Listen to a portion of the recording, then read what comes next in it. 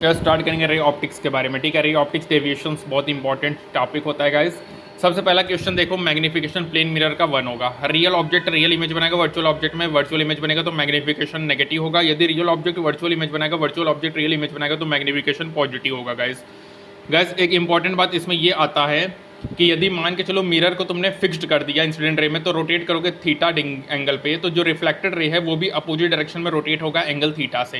ये इंपॉर्टेंट बात है गाइस। रिफ्रैक्शन में ये सब फॉर्मूला इंपॉर्टेंट होता है, 1/v + 1/u 1/f f = uv / u + v v = uf / u - f और u = vf / u - f होगा।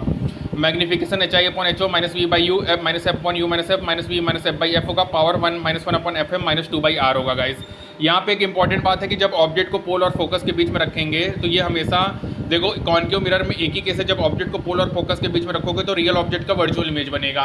बाकी जितने भी केस होते हैं कॉन्केव मिरर में, अगर उसमें रियल ऑब्जेक्ट है तो वो हमेशा ही रियल इमेज बनाएगा, लेकिन कॉन्वेक्स मिरर हमेशा ही रियल ऑब्जेक्ट का वर्चुअल इमेज बनाता है गाइस। ये इंपॉर्टेंट बात है।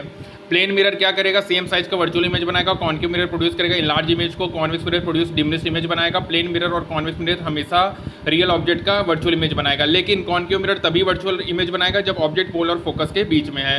कॉन्केव मिरर हमेशा प्रोड्यूस करेगा real image of virtual object, small size होगा, इरेक्ट होगा। वेलोसिटी ऑफ इमेज क्या होगा, -m² into velocity of object होगा गाइस। ये इंपॉर्टेंट है। उसके बाद गाइस यहाँ पे ये कॉन्वेक्स मिरर कॉन्केव मिरर होगा, 1/v 1/u में स्ट्रेट लाइन होता है गाइस। ये इंपॉर्टेंट है। और लीनियर मैग्निफिकेशन ट्रांसवर्स में क्या होगा, -v/u -f/u -f -v -f/f होगा। लॉन्गिट्यूडनल में -Δu/Δu होगा। ml mt² होगा, mt³ होगा, mt² होगा। f√x object of image, distance object from focus, distance of image from focus होगा। मैग्निफिकेशन 1 होगा। ho√hi इंटू h2 होगा गाइस।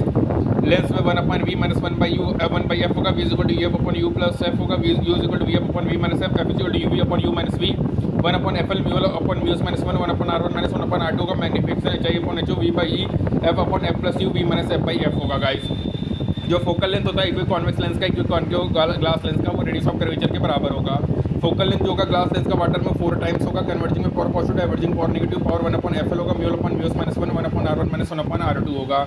यदि कन्वर्जिंग है power positive, focal length positive, diverging होगा focal length negative, power negative होगा। ठीक है गाइस, ये इंपॉर्टेंट है।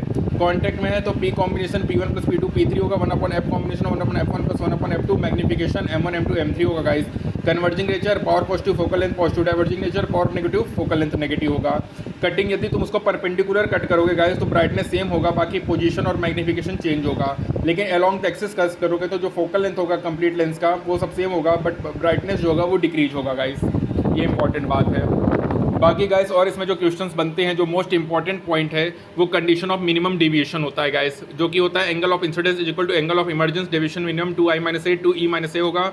r1/r2 a/2 होगा। Reflecting ray parallel to base of prism होगा। म्यू क्या होगा, sign deviation minimum + a/2 sign a/2 होगा गाइस।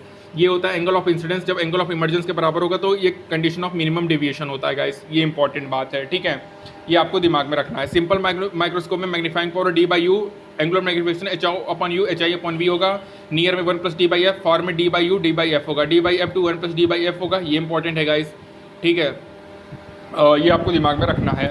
टेलीस्कोप में guys hi/ho f/ue, LLT FO + UE होगा गाइस। ये इंपॉर्टेंट है।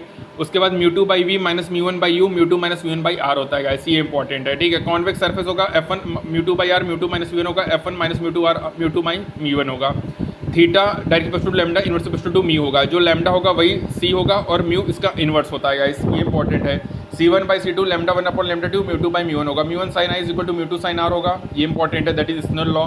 डी एपरेंट क्या होगा, डी एक्चुअल डी म्यू होगा गाइस। और शिफ्ट क्या होगा, t1 - 1/μ होता है गाइस। और TIR में थीटा सी क्या होगा, sine inverse mu rarer upon D mu denser. TIR का एप्लीकेशन क्या है, mirage looming process, sparkling of diamond, optical fibre होगा। Angle of incidence sine inverse √μ2² + mu cladding square होगा। ठीक है, ये इंपॉर्टेंट है गाइस। ठीक है, ये आपको दिमाग में रखना है। और याद रखिएगा c और लैम्डा डायरेक्ट होगा और म्यू उसका इन्वर्स होता है गाइस। और सर्कल ऑफ यूमलेस क्या होगा, r/√μ² -1 होता है।